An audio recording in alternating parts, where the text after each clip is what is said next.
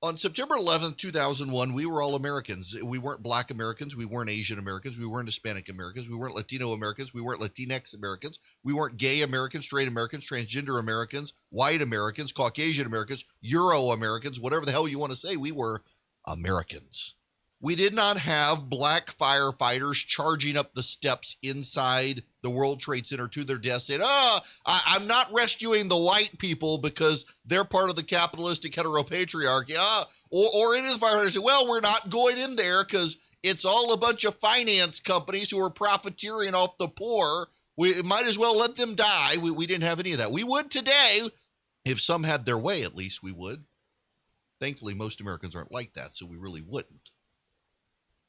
But there sure is an effort to divide us now that did not exist back then. And it's across the board. I'm not just talking about the Democrats and progressives. There are plenty of Republicans out there as well who believe that we need to slice and dice people into defined categories and try to put some people together to try to go charge. We rarely do we have conversations just as Americans these days. As Americans, I believe we're the last best hope for mankind. And I don't just say that because I'm an American. As I've said before, I've traveled the world. We really are. As an American, I think that everyone has great opportunity in this country to succeed if they just apply hard work. Now, interestingly enough, Black Americans agree with that statement. The people least likely to agree with that statement are rich, white progressives. Black Americans and Hispanic Americans are much more likely to believe that through their hard work, they can succeed in this country than rich white Americans believe not about themselves, but about those Black and Hispanic people. It says more about the white people than it does the Black and Hispanic people.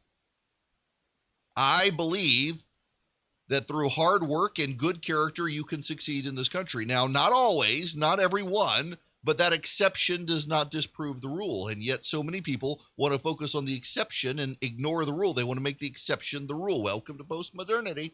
I have seen in this past year Americans smashing through the glass of small businesses and burning them down in the name of social justice, ironically.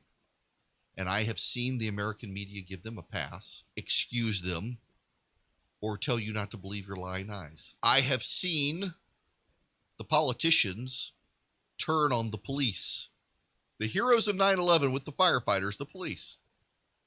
And now politicians can so easily and so willingly do scapegoat them. In a post 9/11 America, we should have found a way to come together, but various politicians decided they needed to exploit it to win. And now we're at a point where our teachers, many of them in public schools, openly talk about how, yeah, education is political and we need your kids to know about transgenderism and we need your kids to know about the white heteropatriarchy of America that oppresses people, and we need them to be woke. Wokeism isn't selling to people. You know, the firefighters who rushed in on 9/11, the pilots or the people who were on Flight 93, they weren't woke. They were Americans.